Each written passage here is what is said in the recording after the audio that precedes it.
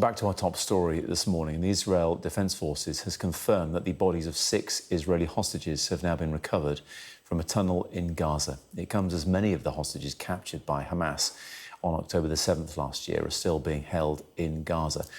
Joining me now to talk about this from Tel Aviv is Sharone Lifschitz. Her father, Oded, is still missing in Gaza, having been taken hostage on October the 7th last year. Sharone, thank you so much for joining us. What emotions do you experience when you hear about 6 hostages being found dead in Gaza? Just unbelievable rage, actually. I'm just so angry. I'm so petrified for the other hostages. I can't believe that they are gone. There were 6 live hostages. You know, hostage family, we keep making those lists of who we think is alive and who we think will survive. They were firmly those we believed would survive. They have survived. They've survived for almost 11 months. It's an unbelievable ordeal. They have survived only to be then killed in cold blood. And killed by Hamas. We know that. We know they took them hostages. But as you say, 11 months has passed now. How do you feel about what the Israeli government is doing, what Benjamin Netanyahu is doing to solve this issue? I believe that he is an enemy of the people of Israel. I believe that those 6 people could have been with us. I believe all hostages could have been with us now, and they are not here because there is a kind of dance of death between Sinwar, who is ready to sacrifice his own people, and Netanyahu, who continuously undermining the possibility of reaching the deal by introducing other elements and so on and so forth. I mean, these pictures of 6 beautiful young people, it's impossible to contemplate what they have been through, what their family have been through, and how we now must find the strength to give them burials and support their families.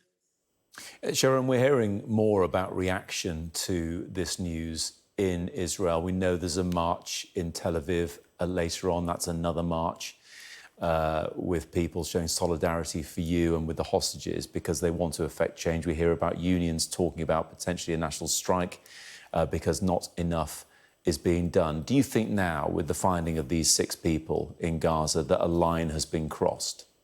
I want to hope so. The majority of Israel, 62%, are for a deal.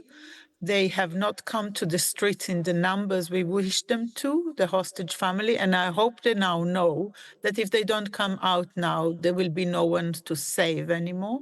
We will get them all dead in coffins to be buried. This will be convenient in some way to a government that wants us to believe that some sort of security measures are more important than the life of these hostages. But the vast majority of Israelis do not agree with that. And they have to come out now because only Netanyahu can change now the outcome. And Netanyahu is only dealing with what is useful to him. And the people of Israel must now make it clear to the Prime Minister of Israel that they only accept a deal, that no deal or a set of new excuses will not cut it and will not pass. Sharon, Benjamin Netanyahu has been facing charges now for 8 years relating to bribery, to fraud, to breaches of trust, and that trial is ongoing. A lot of people have speculated that he is spinning things out to save himself. Do you feel the same way? I absolutely feel the same way. I feel he's disconnected. I feel he's disconnected from his own heart.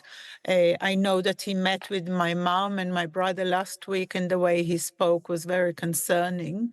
It seems that he's unable to participate in what it means to be human, to put the life of other humans above political interest. This is clear divide between those who believe in fanatical ideas about land and those who believe that the citizens of Israel and human being across the region, life matters.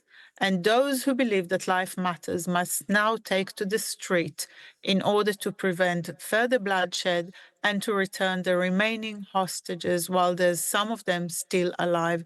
These people have gone through so much. We still know so many people whose life is at this very moment at stake. These six hostages were alive a week ago. They're dead now. At the same time as all this, fighting has been paused in Gaza to enable the vaccination of hundreds of thousands of children against polio. Does that give you some hope that there could be more pauses in the fight? And there could be, if this works, it could be a precursor to a ceasefire and potentially bringing hostages like your dad, Oded, home alive? I believe that the life of the children of Gaza matter and that the situation there is dire and that we need to protect their lives. Absolutely. It's strange to me that our government does not also ask for us to know something about our hostages. For 10 months now, I do not know if my father is dead or alive. I do not know if other hostages are dead or alive. And I think that this must be kind of done together. So I don't understand. I absolutely believe we should provide the necessary means for the people of Gaza to continue to survive, and so that no further bloodshed is taken. But I also believe that we should get some information about our loved ones. Sharone Lifschitz, And that joining they us should, from... and that they should return. They should return now, today. Sharone, thank you so much indeed for joining us. That's Sharone Lifschitz, joining us from Tel Aviv, whose father, Oded, is still missing as a hostage in Gaza, having been taken last year. Thank you so much.